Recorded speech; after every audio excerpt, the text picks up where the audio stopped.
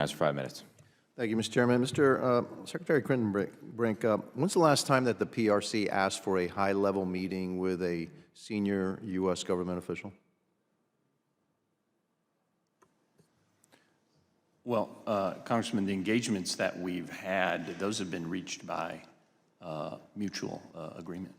Well, I asked a pretty specific question. When was the last time that the PRC specifically picked up the phone and asked for a high-level meeting with a high-level U.S. official?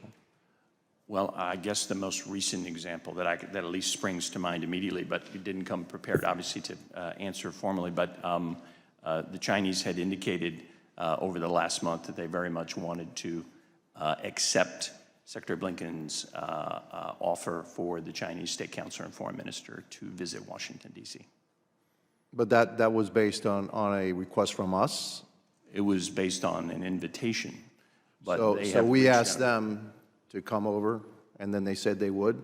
We indicated that we would be open to that, and they indicated that. So that's not the question. The question is, when was the last time that the PRC initiated a request to meet with a high-level U.S. official? I would say that's the most recent. They requested a meeting for the Chinese Foreign Minister. After we invited them. After we invited them. Well, sure, but I think it would go without saying they probably wouldn't ask if they didn't know we were ready for them. We issued an invitation. It was up to them to tell us whether they wanted to accept or come, and they came, or they indicated they would like to. Secretary, that's not, I'm asking a different kind of question. You're giving me a different kind of answer. So to me, the point I'm trying to make is that we continue to be asking for all these high-level meetings with high-level officials in China. We continue to do that. Please meet us. Please, can we go over there and all? Doesn't it seem to you like that may be looked at around the world as a sign of weakness, that we are the junior partner? Respectfully, sir, I completely disagree. We think... Fair enough. You disagree. That's fine. We think a responsible country I only should have engage. 2 minutes and 40 seconds, so I'll accept your answer. Secretary Kender, you said that you wanted to maintain trade that would not undermine national security. I pose to you that just about everything we do with the Chinese undermines national security, as long as we maintain a trade deficit. Because every dollar that we send to China is going to be used to undermine American interests. Do you disagree with that? Respectfully, sir, I do disagree with that. Okay. There is, in my view, a great deal of room for commercial trade that does not harm national security.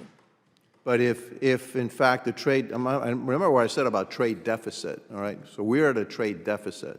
As long as China continues to make money off the United States, that money is going to be used to undermine the interests of the United States around the world. Do you disagree with that?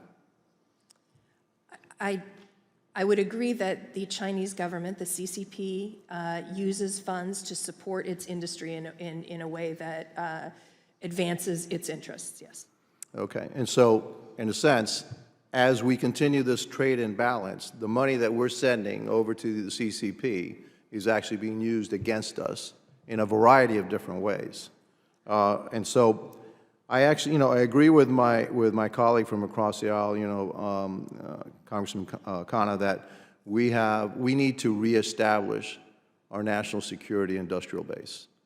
What can the Commerce Department do to reestablish that base? And a lot has been talk about chips. Frankly, chips are useless unless there's in something, okay? A chip can't do anything unless it's in a car, or it's in a boat, or it's in a missile system, it's in a tank. But if we don't produce those things, the chips are useless. So what can we do to reestablish that national security industrial base that we have lost over the years? And I'll give you an example, and I may have gone, no, I've still got 20 seconds. We won World War II because, especially in the Pacific, because for every one aircraft carrier that the Japanese built, we built 6. We don't have that capability anymore. How can we restore that capability back to the United States? The Commerce Department has a lot of endeavors in this space. Obviously, you mentioned the CHIPS focus. but we are working across the country to build up our industrial base. The point that I'd make is that through international trade, and what I hear from our industry is that they are able to innovate and to make groundbreaking discoveries in support of our national security because of the international trade that they engage in. The time has expired.